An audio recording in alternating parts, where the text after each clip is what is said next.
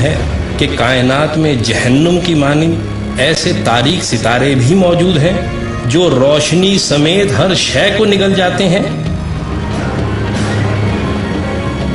یہ black holes ہیں، یہ حقیقتاً ہیں کیا؟ آئیے دیکھتے ہیں۔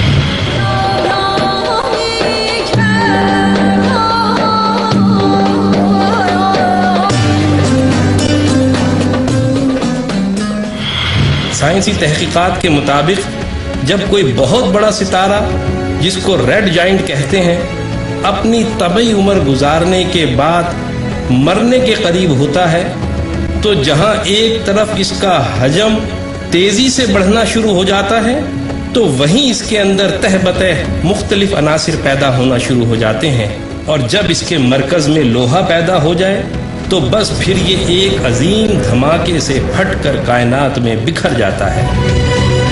لیکن اس کے مرکز میں شدید ترین کشش کی وجہ سے ایک ایسا کالا بھنور وجود میں آ جاتا ہے جو بعد میں بلیک ہول بن جاتا ہے۔ اس کی کثافت اللہ اللہ مت پوچھئے۔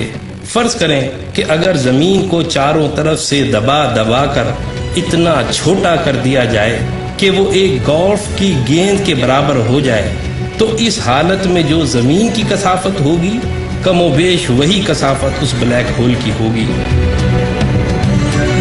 اب رہا کشش کا معاملہ تو یہ اتنی زیادہ کشش رکھتے ہیں کہ پورے کا پورا ستارہ نکل جاتے ہیں،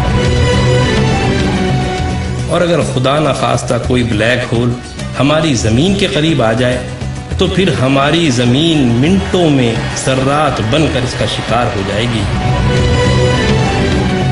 بڑی بڑی کہکشائیں تک اس کی شدید کشش کی وجہ سے اس کے گرد گھومنے پر مجبور ہیں۔ بلیک ہولز کی موجودگی کی اہم ترین نشانی ان میں سے خارج ہونے والی وہ عظیم روشنی ہے جو دودھ کی نکلتی دھاروں کی مانند آج بھی کائنات میں دیکھی جا سکتی ہے۔ اور اب یہ نظریہ تقویت پکڑتا جا رہا ہے کہ یہ ستارے در حقیقت ایک آسمان سے دوسرے آسمان تک جانے کے راستے ہیں۔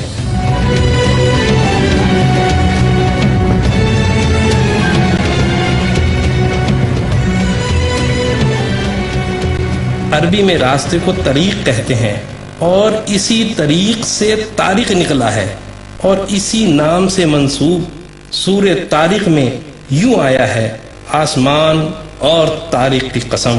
اور تمہیں کیا معلوم کہ طارق کیا ہے؟ یہ ستارہ ثاقب ہے۔ ثاقب عربی زبان میں آر پار سوراخ کو کہتے ہیں، اور دودھ کی دھار کی مانند روشنی کو بھی ثاقب کہتے ہیں جو اندھیرے میں سوراخ کرتی دور تک نکل جاتی ہے۔ یعنی ان آیات میں اس ستارے کی دو خوبیاں بیان کی گئی ہیں۔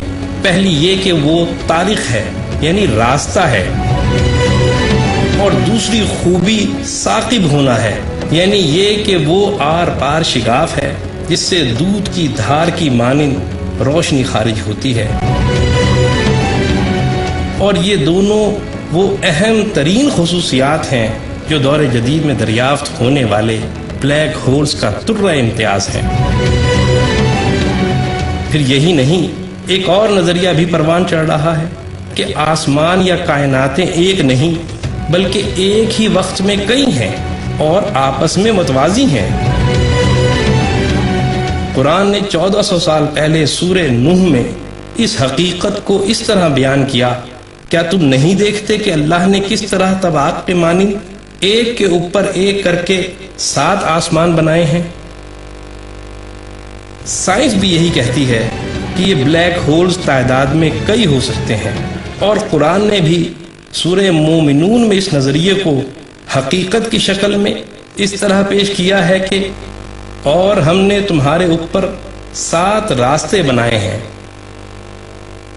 لیکن شب معراج میں ایسی تیز رفتار سواری اللہ نے صرف اپنے محبوب صلی اللہ علیہ وآلہ وسلم کو عطا کی تھی، اور وہ ہے براق جو برق سے نکلا ہے یعنی بجلی۔ اسی پر سوار ہو کے رسول اللہ صلی اللہ علیہ وسلم معراج کی رات آسمانی دروازوں سے گزرتے چلے گئے۔